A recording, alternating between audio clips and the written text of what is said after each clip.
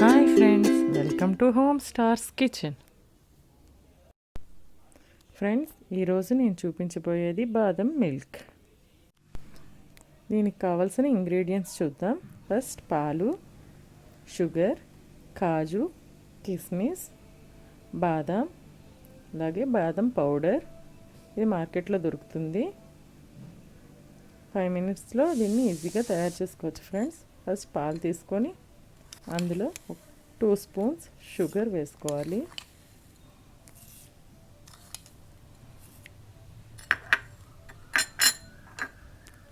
ఇందులో కాస్త కిస్మిస్, కాజు వేసుకోవాలి.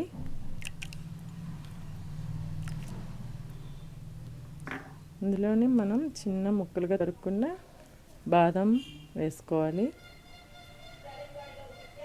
ఇప్పుడు ఇందులోనే మనం బాదం పౌడర్, అది మార్కెట్లో మనకు దొరుకుతుంది ఫ్రెండ్స్.